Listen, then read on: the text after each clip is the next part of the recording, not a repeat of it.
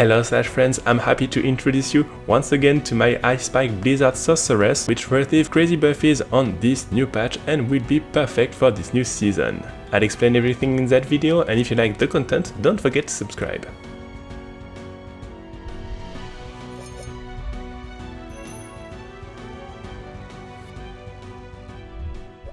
Just before I begin, I wanted to remind you the buffies on the Ice Spikes. The first one is that it will now scale on your damage, meaning it will be very interesting to get intelligence in order to boost your Ice Spike damage. So basically you'll have something which will hit much harder. The second thing is that you'll have plenty of good tempers which will crazy boost the damage of Ice Spikes. So you take something which hit already hard and it will hit even harder. I'll start this video by how this build works, and you have a few things that you need to know. Of course, we'll be using the Flame Shield in order to be unstoppable and immune. You also want the teleport for the mobility and also unstoppable, Ice Armor for the barrier, Ice Nova for the CC, and then we have Blizzard to apply our Ice Spikes. So the idea is that you want to be spamming Blizzard in order to proc many Ice Spikes. You have a few ways to generate mana. The first one when you're unstoppable with the T-bow punts. The second one with the skill tree, because you'll have it just here. You have a chance to get some mana, and here increase your mana generation when you kill a burning enemy. And the third one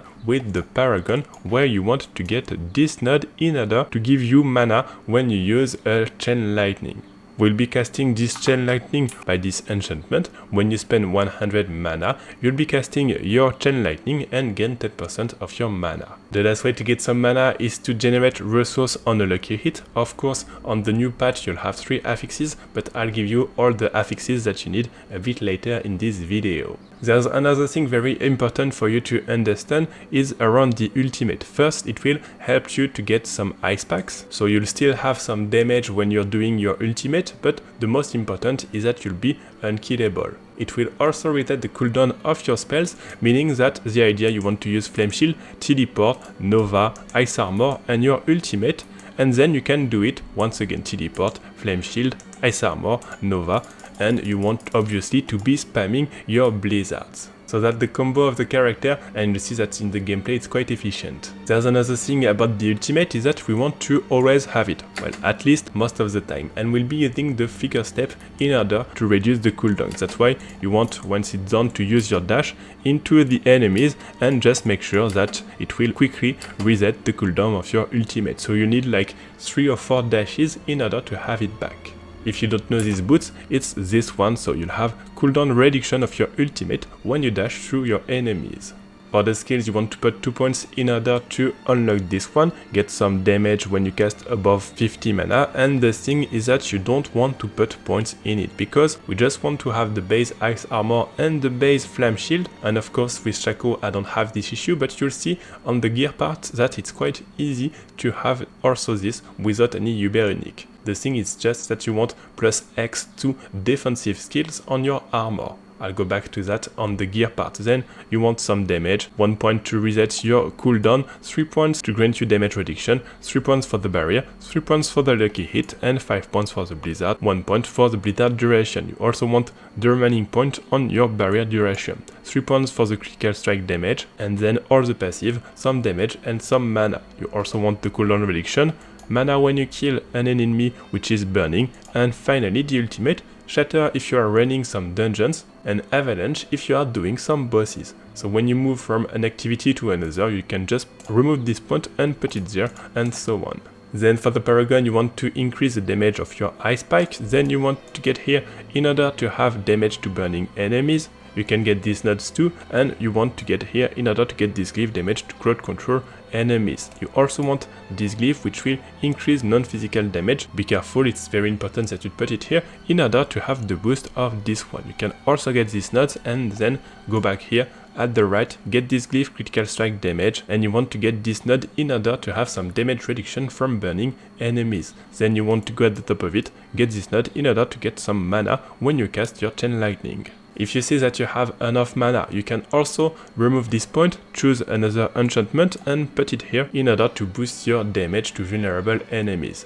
It will also depend of your gear because you want to have this bonus of 30%. Also, if you see that this one is interesting and that you still want to keep this one, you can remove the points just here, remove that and you put the points just here. So it will depend on the gear that you have, so make sure to check this passive if you see that you can reach the 30% of bonus damage. Let's talk about the gear, and on your helmet you want to have this one in order to increase your armor.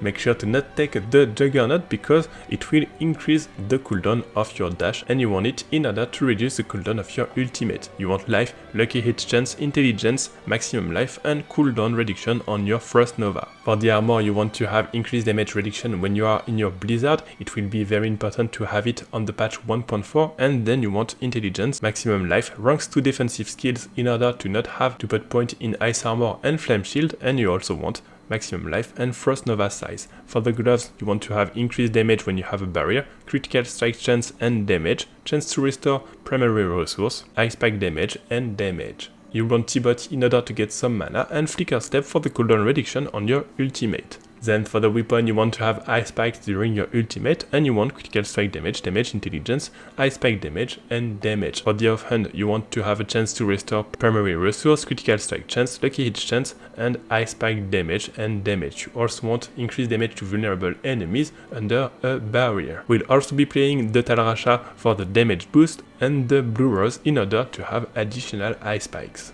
Finally, for the amulet, you want to have ice spikes during your Blizzard, and you want intelligence, critical strike chance, resource cost reduction, ice spike damage and also resource cost reduction. I let you enjoy the gameplay which was in Season 2, and don't forget that now you'll do much more damage.